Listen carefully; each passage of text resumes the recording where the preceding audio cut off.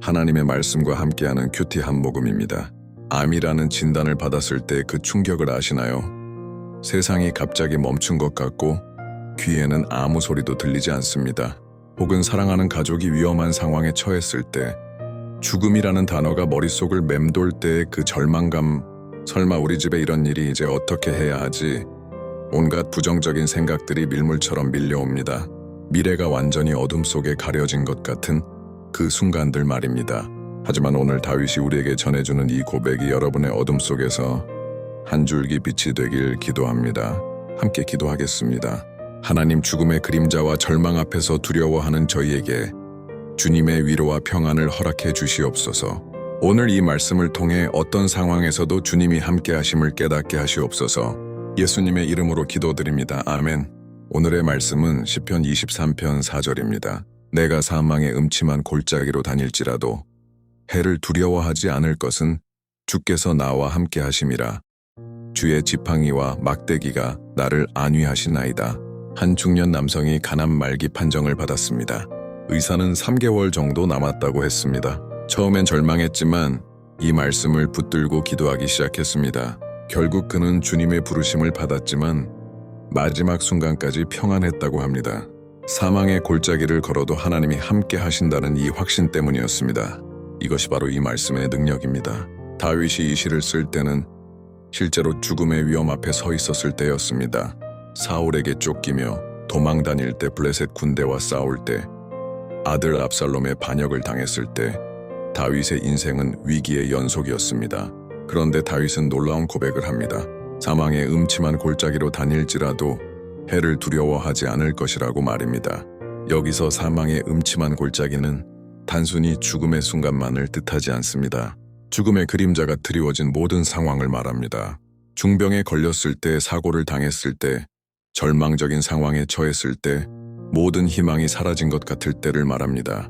그런 상황에서도 다윗은 해를 두려워하지 않는다고 합니다. 왜일까요? 첫째, 주께서 나와 함께 하심이라입니다.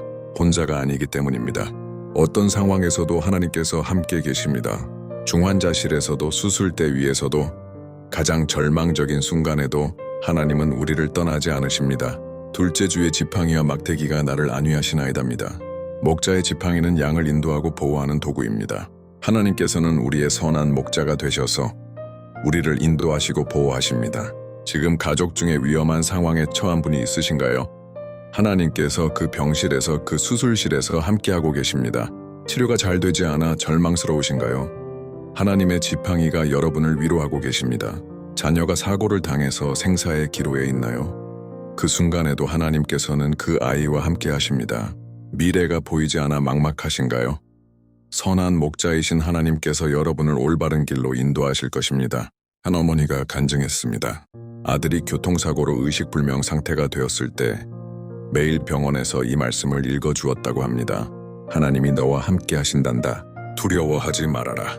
6개월 후 아들은 기적적으로 의식을 되찾았고 완전히 회복되었다고 했습니다.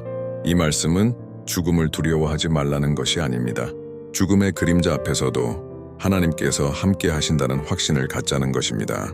그 확신이 우리에게 담대함을 줍니다. 또한 이 말씀은 고난이 없을 것이라는 약속도 아닙니다. 사망의 음침한 골짜기로 다닐지라도라고 했으니까요. 우리는 여전히 그 골짜기를 걸어야 합니다. 하지만 혼자 걷지 않습니다. 하나님께서 함께 걸어가십니다.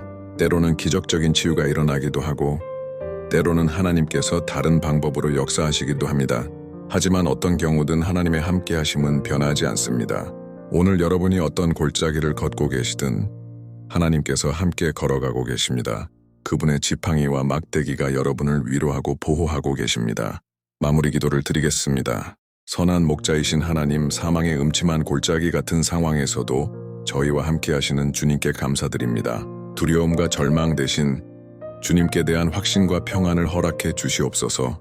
주님의 지팡이와 막대기로 저희를 위로하시고 보호해 주시옵소서. 예수님의 이름으로 기도드립니다. 아멘. 댓글에 오늘 받은 은혜나 기도 제목을 나누어 주세요. 오늘도 하나님의 평안이 여러분의 마음을 가득 채우시길 축복합니다. 감사합니다.